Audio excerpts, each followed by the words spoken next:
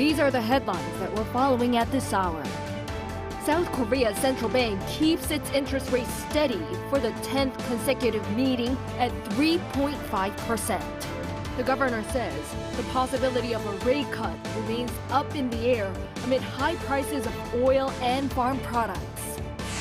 Preparation is underway for South Korea's 22nd National Assembly. Less than 50 days to go until it's replaced with new lawmakers elect. We take a look at what lies ahead for the new members. South Korea, the US, and Japan jointly hold a 2-day naval drill in waters off Korea's southernmost Jeju Island to strengthen combat readiness against North Korea's nuclear and missile threats.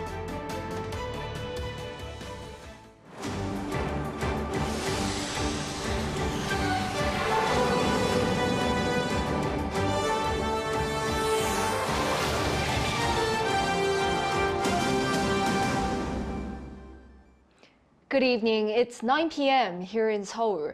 Thank you for joining us on Arirang News. We start with Bank of Korea keeping its benchmark interest rate steady at 3.5% for the 10th session in a row. The governor says rate cuts might not start in the second half of the year if inflation remains high. Our correspondent Moon Hae-ryun leads us off. South Korea's central bank kept its benchmark interest rate steady at 3.5% as widely expected, due to persistent inflation amid unstable consumer prices. The decision was announced on Friday following a monetary policy committee meeting. Today, we determined that while core inflation is expected to continue to slow down, it is appropriate to maintain the current monetary tightening trend and check prices because of high uncertainty in the consumer price outlook. This is the 10th consecutive meeting in which the BOK has decided to freeze the rate since it was raised to 3.5% in January last year, following 10 consecutive rate hikes in a bid to bring inflation down to a target of 2%. While on-year growth in consumer prices fell to the 2% range in January for the first time in 6 months, figures for February and March saw an upward tick back into the 3% range due to high prices of agricultural products and oil. The BOK's assessment of recent economic developments commented that deceleration in consumer price inflation has stalled due to heightened geopolitical tensions in the Middle East, causing concerns over stable oil supply. In the press briefing following the meeting, the BOK governor commented that it could be difficult to start cutting rates if inflation stays above 2.3% in the second half of the year. Recent data from the U.S. Labor Department has also shown an increase in consumer prices in the United States, with March's CPI rising by 3.5% on-year. This is the highest on-year rise seen since September last year.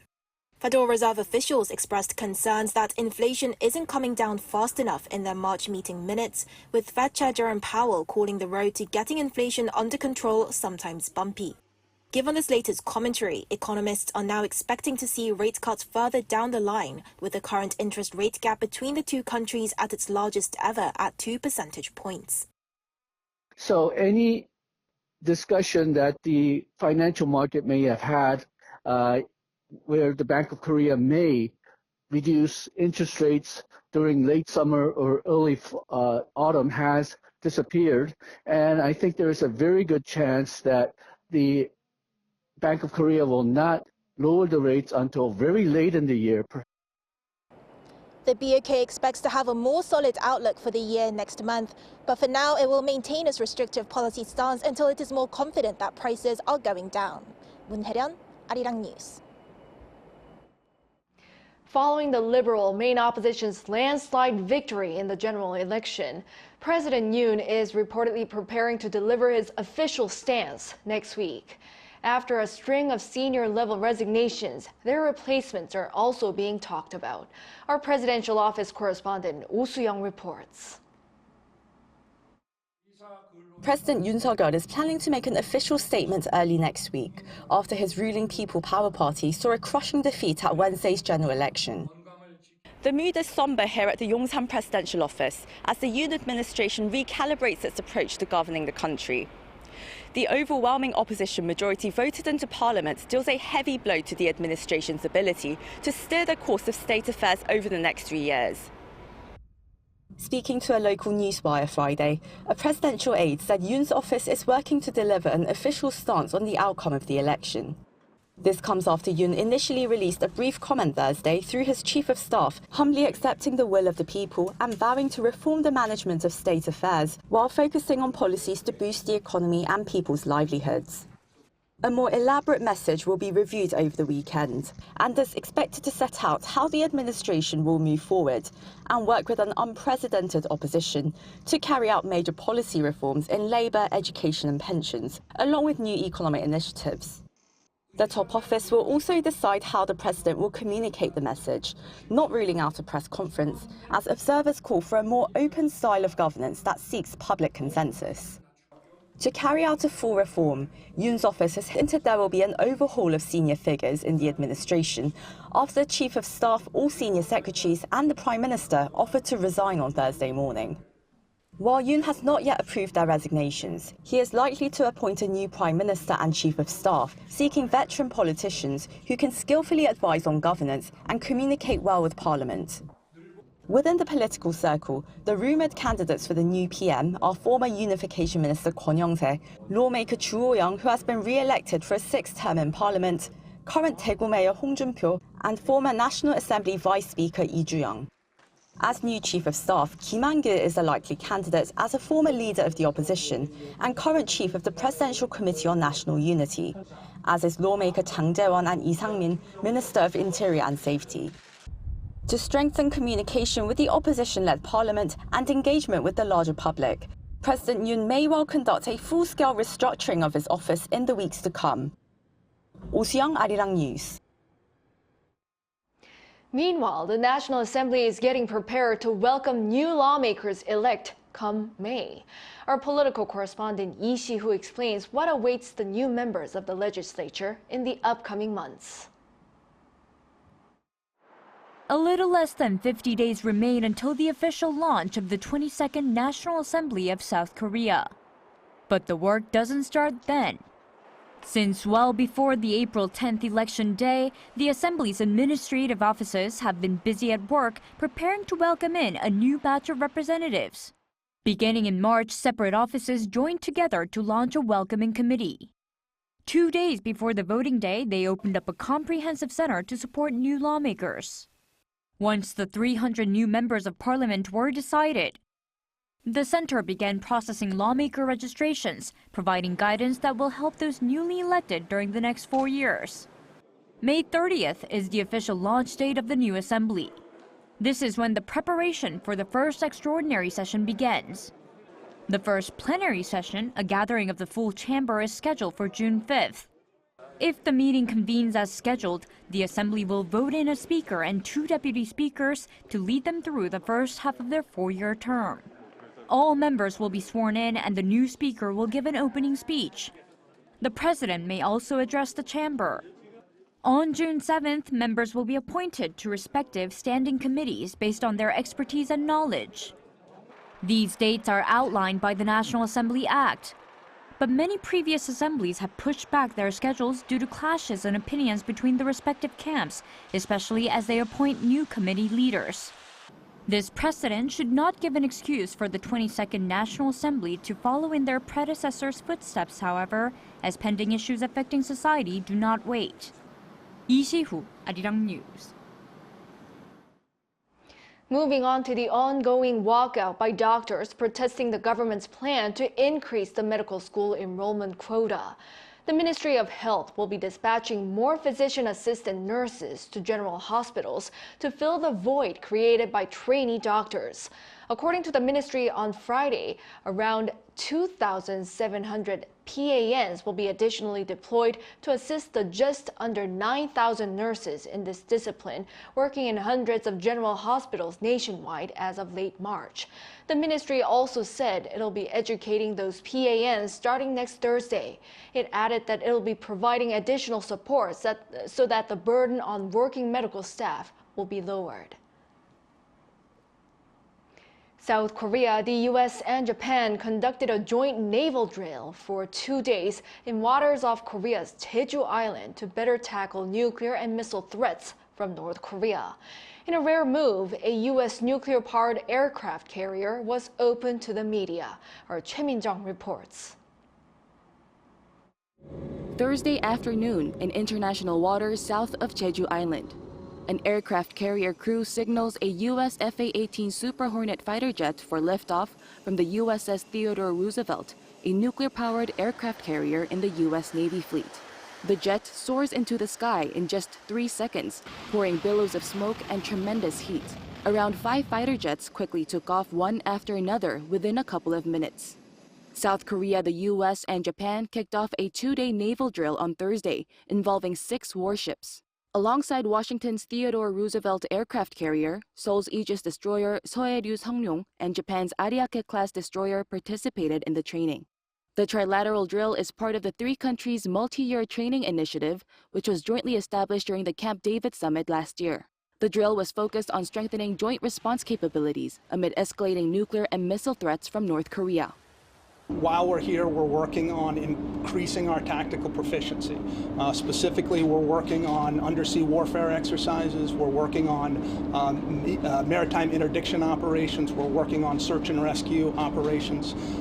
We are working to better communicate and share data, all of which better prepare us for a crisis in the region or any contingency within the region. And in a rare move, Washington decided to give access to the nuclear-capable aircraft carrier to members of the media from South Korea, the U.S., and Japan at the same time. It's the first time media has jointly covered a maritime drill involving the 3 countries since the Camp David Summit held last August. The commander of the Carrier Strike Group 9 said the 3-way training was well-planned and well-coordinated. It's an opportunity to work with the other navies in the region. It's an opportunity to learn about them and put names to faces. South Korea's Navy stressed the drill was a great opportunity to increase the Allies' ability to counter North Korea's advancing nuclear and WMD threats. Choi Min-jung, Arirang News. The International Atomic Energy Agency Task Force will visit Japan from April 23rd through 26th to inspect the radioactive wastewater being discharged into the ocean from the Fukushima nuclear power plant. That's according to the Japanese government on Friday. While Tokyo Electric Power Company plans to release an addition of over 54,000 tons of wastewater from this month until March 2025, the Japanese government says it'll continue sharing necessary information with the IAEA and asks for understanding from the international community regarding how it's handling the discharge.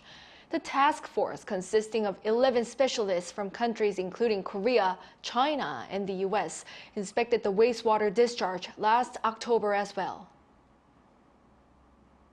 An agreement on supply chains under the U.S.-led Indo-Pacific Economic Framework for Prosperity is set to take effect in Korea next week. It's expected to help alleviate supply chain risks. Our Bae Eun-ji has more. An international agreement on supply chain resilience among Indo-Pacific countries will take effect in South Korea next week as part of the country's efforts to reduce risks in securing critical materials. Seoul's foreign ministry announced on Friday that the Indo-Pacific Economic Frame Agreement relating to supply chain resilience will officially enter into force starting April 17th. The deal, led by the U.S., allows member states to request and provide joint assistance through a crisis response network in case of a supply chain crisis. South Korea is the 6th country to ratify the agreement, following the U.S., Japan, Singapore, Fiji, and India. This is expected to help the country better respond to supply chain risks caused by trade restrictions from China. In 2021, South Korea suffered major disruptions to its logistics networks after China suddenly halted its urea exports. Urea solution is used in diesel vehicles, mostly cargo trucks, to cut emissions, and a dire shortage of the material led to serious disruptions in commercial transport and industries. South Korea had to fly a military oil tanker to Australia to airlift thousands of liters of urea solution. Since then, the Korean government has been pursuing a project that focuses on securing raw materials and diversifying supply chains of 16 items that the country has a heavy reliance on China, including graphite, magnesium, and urea solution. Imports from January to October last year showed the dependence on China for magnesium was 99.4%. Natural graphite was 97.7%, and urea solution was 90.3%. The South Korean government says the new IPEF supply chain agreement will boost the country's capability to respond to supply chain threats. But there are also concerns that signing the U.S.-led deal could possibly provoke China. 배은지, 아리랑 뉴스. Iran is reported to be preparing for a direct attack on the southern or northern part of Israel, possibly on Friday or Saturday. That's according to an exclusive report by the Wall Street Journal, quoting a U.S. official. It is said to be a retaliation against the alleged Israeli attack on the Iranian consulate in Syria on April 1st. However, an Iranian official said that a final decision has not been made. While the defense minister of Israel said there would be a response to any Iranian attack, the U.S. is reported to have requested countries such as China to persuade Iran not to strike Israel.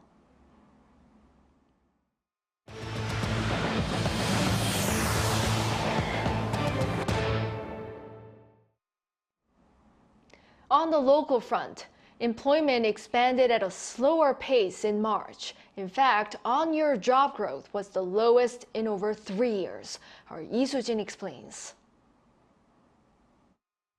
South Korea's on-year job growth in March fell below the 200,000 range, the lowest rise in more than 3 years. Data released by Statistics Korea on Friday shows that there were 28.4 million people in employment last month, up 173,000 from the previous year. This comes after on-year job growth was in the 300,000 range for both January and February. And it's the lowest seen since employment figures fell in February 2021 during the COVID-19 pandemic. This is mainly due to base effect from job figures in the March period from 2021 to 2023, seeing large on-year rises, as well as the decrease in employment in the agriculture and fisheries sector due to abnormal weather patterns. While jobs grew overall for people aged 15 to 29, employment actually fell by 131,000 compared to the previous year. That's the largest on-year drop seen since July last year, and employment of 40 to 49-year-olds also fell on year.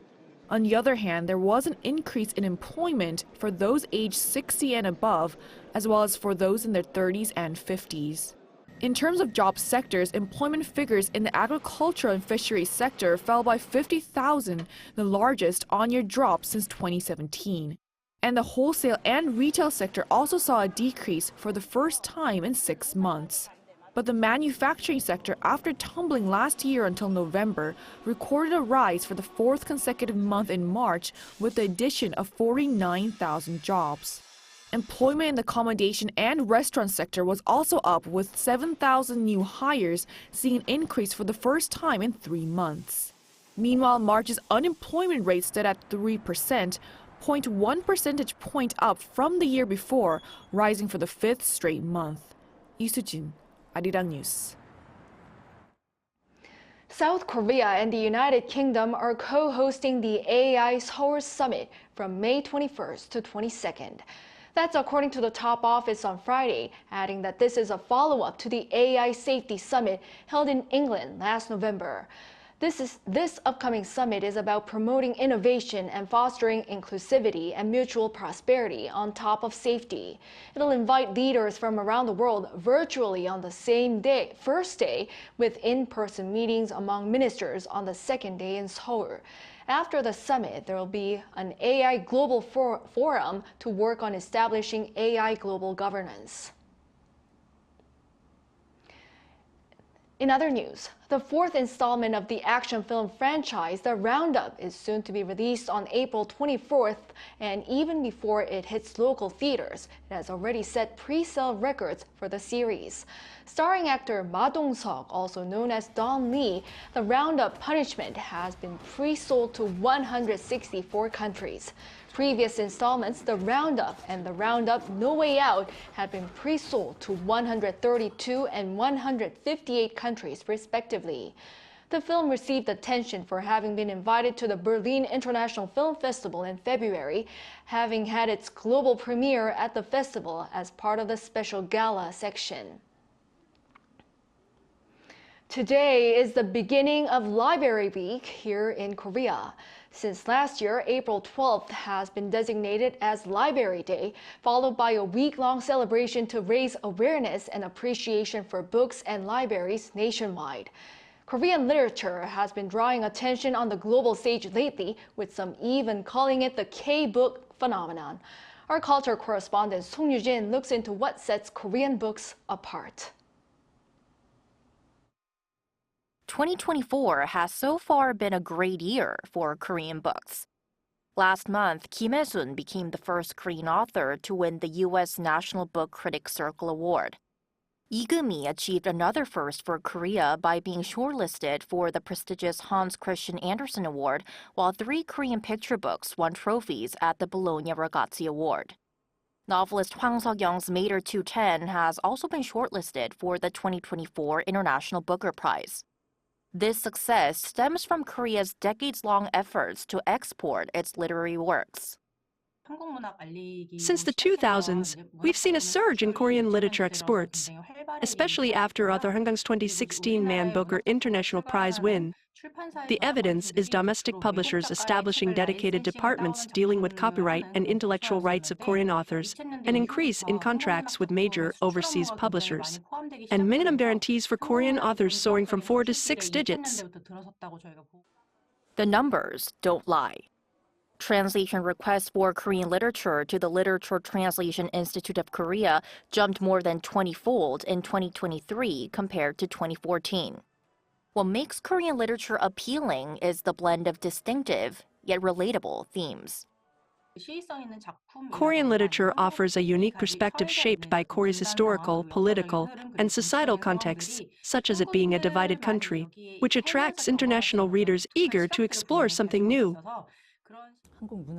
Many readers often try out Korean literature through their love of Korean dramas and films. But what attracts them is how authors incorporate relatable themes like human rights, environmental issues, and challenges facing the younger generation into their unique storytelling. But captivating themes aren't enough. Skillful translation is a must to captivate international readers. A great translation preserves the emotional depth of the original by understanding both the author's narrative and the nuances of the target language and culture. That's why the Literature Translation Institute of Korea has been running its Translation Academy since 2008. Notable graduates include Sora Kim Russell and Youngjae Josephine Pae, the translators of Mater 210, as well as Anton Hall, who translated Jung Bora's Booker Prize-nominated work, Cursed Bunny. Looking ahead, as the majority of translated Korean works are currently commercial fiction, introducing long-standing classics could ignite even more curiosity and interest in Korean literature. Song Yoo-jin, Arirang News.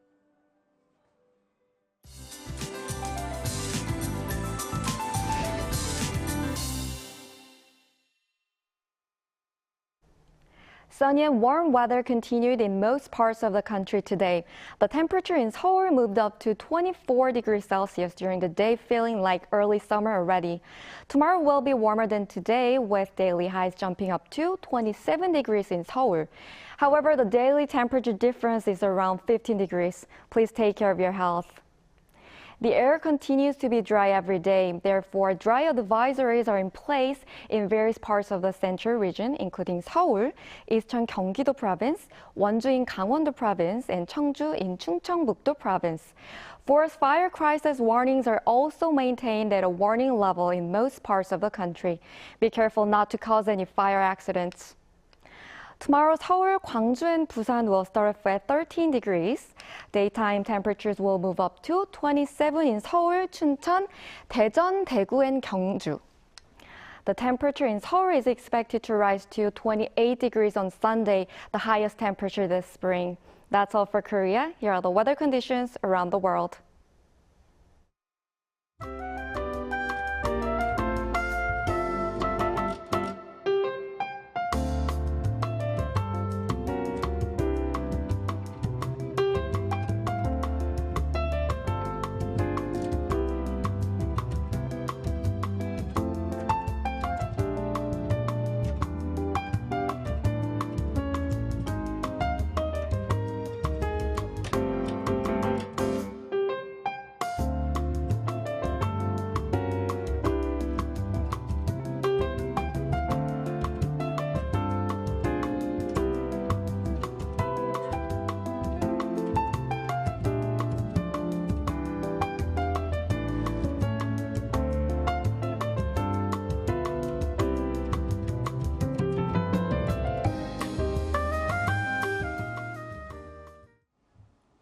That is all for this newscast. Thank you for watching. We'll be back at 10 p.m. with the AI headline news. Have a great weekend.